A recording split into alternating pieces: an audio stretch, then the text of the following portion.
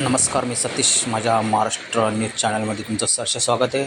आपण आलो आहे आता डोंबिवली ईस्ट सारा सोसायटा म्हणजे असं अंतर्ली गावच्या समोर एक हे वस्ती आहे. आणि या वस्तीच्या बाहेर बघा तुम्ही कसा रस्ता आहे. म्हणजे ह्या लोकांना रात्री किती मच्छर चावत असतील.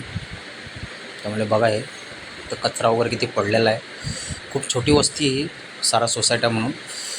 आणि बिचारे हे लोक रात्रीचे कसं येत असतील इथून.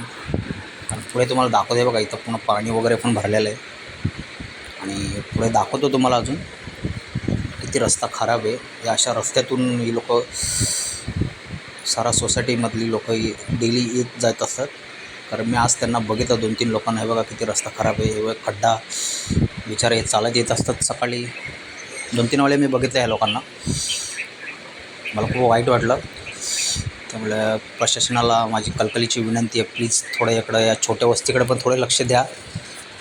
आणि हे खड्डे बुजवण्याचं थोडं प्लीज काम करा. बिचारे हे लोकांना खूप त्रास होतो आहे. कारण मी 1-2 वेळा बघितलं या लोकांना. यांची बाईकवाला पण एक जण पडला होता माझ्यासमोर. मी त्याला स्वतः बघितलं होतं.